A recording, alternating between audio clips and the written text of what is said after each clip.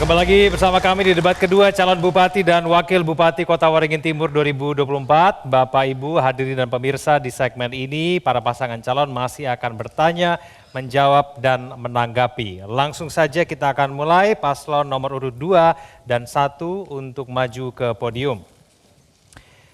Kami persilakan kepada paslon nomor urut 2 bertanya kepada paslon nomor urut 1. Waktu Anda bertanya 1 menit, silakan.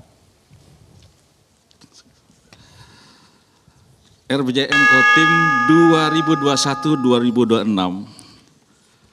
Bapak Halikin dan Ibu Rawati rumuskan sebagai dokumen penjabaran visi misi beliau, ada pendekatan dalam penyusunan program pembangunan melalui pendekatan teknokratik dan politis.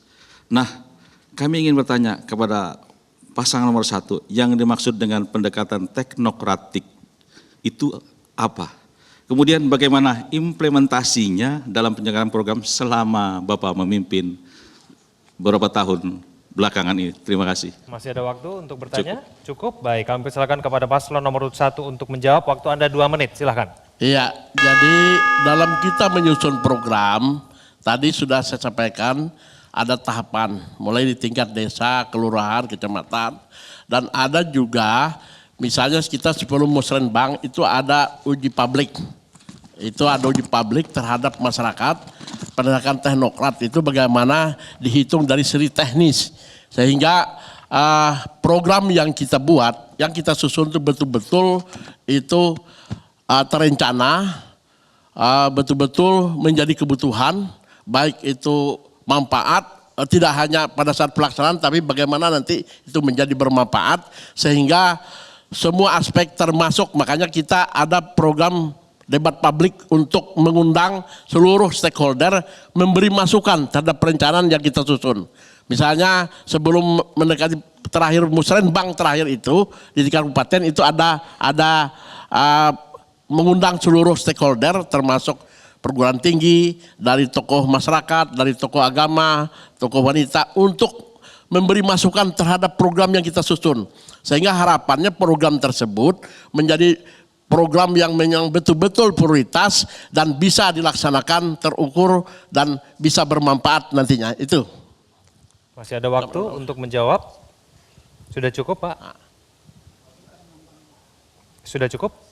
Baik, cukup, kami baik. silakan kepada paslon nomor urut 2 untuk menanggapi jawaban dari paslon nomor urut 1. Waktu Anda 1 menit, silakan. Kalau mendengar jawaban ini semestinya secara tahun ke tahun berkelanjutan gitu. Namun dalam prakteknya saya melihat di tahun-tahun terakhir yang ngebutnya. Sehingga apakah betul melalui kajian yang disampaikan atau pendekatannya yang satunya begitu. Karena kalau melalui pendekatan teknokratis saya pikir terukur. Tahun ini sampai sekian, karena melalui kajian tadi. Bahkan prosesnya pun melalui musrenbang dan sebagainya. Sehingga kalau saya melihatnya, bahkan terakhir sisa lebih perhitungan anggarannya besar sekali. Berarti tidak terukur. Oleh karena itu menurut saya proses seperti ini tidak layak untuk dilanjutkan. Sehingga pada saatnya menurut kami betul-betul kalau pendekatan teknokratik ya betul-betul jangan menumpuk di akhir gitu. Karena kesannya nanti dekat pemilu banyak lagi begitu. Sehingga menurut saya apa yang dipaparkan tadi tidak sinkron dengan kejadian di lapangan. Waktunya sudah habis, cukup, terima kasih. Kami persilakan kepada paslon nomor urut 1 untuk kembali duduk. Duduk, paslon 1. Ya, silakan. Dan paslon nomor urut 2 untuk tetap di podium. Kami persilakan kepada paslon nomor urut 3 untuk maju ke podium.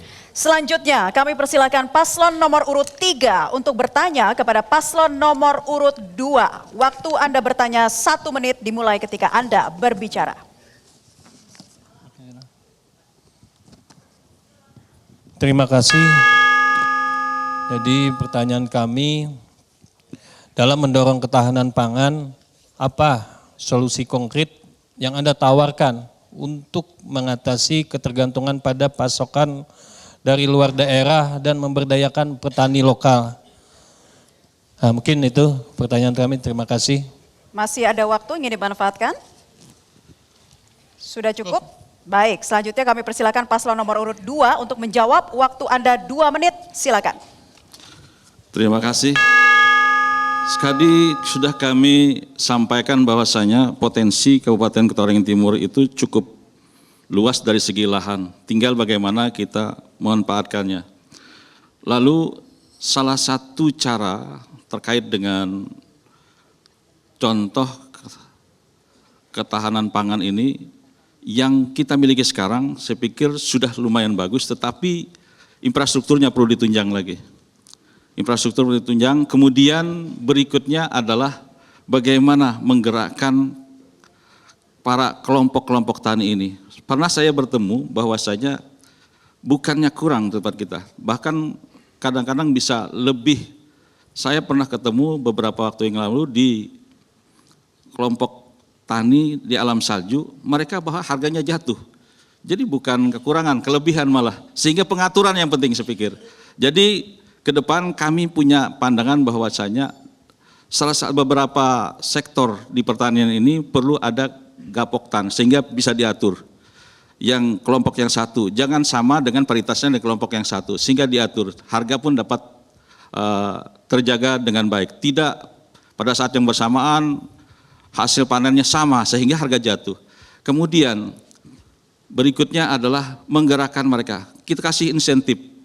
Contoh tadi kalau di Kotim itu yang agak bagus kami ketemu dengan para peternak ikan patin. Tetapi kendalanya mereka kalah bersaing dengan tetangga kita. Kenapa? Karena biaya produksi agak besar sehingga di mana kelemahannya itu kita akan subsidi di situ, akan kita support mereka. Contohnya bagaimana kelompok ini bisa membuat pakan sendiri. Contoh konkret kami di situ, kami siapkan bantuan melalui peralatan yang dapat mendukung para kelompok-kelompok tani, kelompok peternak ikan dan sebagainya ini. Terima kasih. Waktu habis. Kami persilakan paslon nomor urut 3 untuk menanggapi jawaban dari paslon nomor urut 2. Waktu Anda 1 menit, silakan. Baik, terima kasih. Mungkin kami akan memberikan beberapa solusi terkait dengan ketahanan pangan. Mungkin salah satunya adalah memberikan nanti adalah subsidi pupuk dan peralatan yang tidak cukup jika tidak ada sistem yang mendukung pemasaran hasil pertanian secara berkelanjutan. Kami akan mengimplementasikan program pasar pangan lokal mandiri yang berhubungan dengan petani lokal dengan pasar, termasuk pasar di luar daerah. Selain itu kami akan membangun bank benih dan teknologi pertanian untuk membantu petani dalam mendapatkan bibit unggul dan teknologi pertanian yang efisien. Dengan pendekatan ini kami memastikan kemandirian pangan sekaligus memperdayakan petani lokal hingga ketergantungan pada pasokan luar berkurang secara signifikan. Ingin ditambahkan? Cukup. Cukup? Baik. Selanjutnya kami persilahkan paslon nomor urut 2 untuk kembali duduk. Paslon nomor urut 3 tetap berada di podium dan paslon nomor urut 1 kami persilakan untuk berdiri maju ke arah podium. Kami persilakan kepada paslon nomor urut 1 untuk bertanya kepada paslon nomor urut 3. Waktu Anda bertanya 1 menit dimulai ketika Anda berbicara, silakan. Sebagaimana kondisi pada tahun-tahun sebelumnya, perekonomian Kabupaten Kota Waringin Timur tetap menjadi barometer dari perekonomian provinsi di Kalimantan Tengah.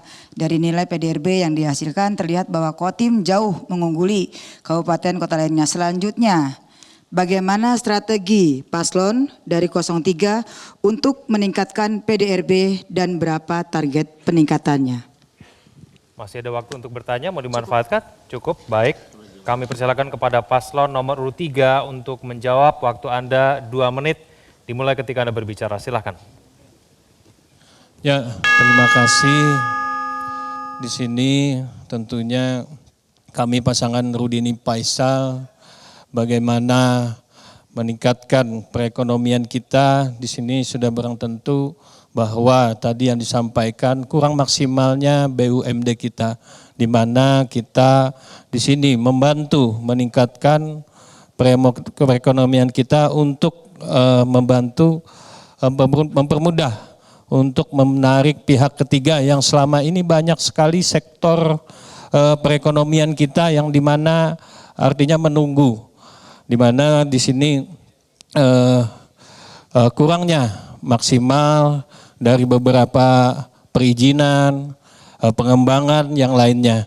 Di sini kami apabila diberi amanah menjadi Bupati Kota Waringin Timur, tentunya alhamdulillah sesuai tema di mana Kabupaten Kota Waringin Timur ini yaitu Habaring Hurung, kebersamaan. Kami di sini mencalon pun bersama-sama, menjadi bupati pun tetap bersama-sama. Kenapa? Karena hakikatnya Bupati Kota Waringin Timur ini adalah milik masyarakat, melayani semua terhadap masyarakat Kabupaten Kota Waringin Timur. Yang dimana lagi dari hulu sampai hilir, Ulun ini berkampanye. Dari 3 kali pencalonan masyarakat kita, tokoh-tokoh kita menginginkan Rudini tolong. Jangan lupakan kami, berilah kami ruang, waktu untuk berjumpa, menyampaikan saran, masukan, aspirasi selama ini yang belum kami salurkan. Nah inilah insya Allah, alhamdulillah kami dalam kesempatan ini sampai ketiga kalinya. Tentunya bukan kami berdua, kami bersama orang-orang hebat, tokoh masyarakat Kabupaten Kota Waringin Timur maju bersama. Mungkin itu, terima kasih. Baik, cukup. Kami persilakan kepada paslon nomor urut 1 untuk menanggapi jawaban dari paslon nomor urut 3. Waktu Anda 1 menit, silakan. Iya, saya hanya menjelaskan yang sudah dilakukan Harati saja. Salah satu contoh, kita sudah tadi dikatakan memudahkan perizinan.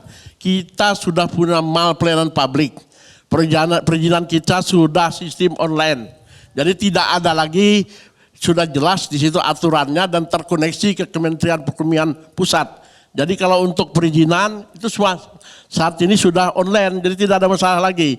Asal dia lengkap, hari itu diklik, hari itu bisa keluar. Jadi tidak ada alasan investasi karena masalah pelayanan perizinan. Dan itu juga salah satu untuk menghindari terjadinya korupsi. Karena tidak ada ketemu lagi pihak pemohon dengan pihak pelayan, itu hanya melalui sistem informasi dan telekomunikasi. Dan selanjutnya juga dalam rangka peningkatan PRD, kita salah satu tadi contoh nelayan. Kita sudah tahun ini membangun pabrik pengolahan ikan, makan ikan. Itu yang akan kita Waktunya resmikan. sudah habis. Ya, Terima kasih terima Pak. kasih. Kami persilakan paslon nomor urut 3 dan 1 kembali ke tempat duduk. Kita berikan apresiasi untuk para paslon yang telah menyelesaikan sesi bertanya, menjawab, dan menanggapi. Hadirin dan pemirsa, masih tersisa 1 segmen lagi. Para paslon nanti akan menyampaikan pernyataan penutupnya atau closing statement. Tetaplah bersama kami.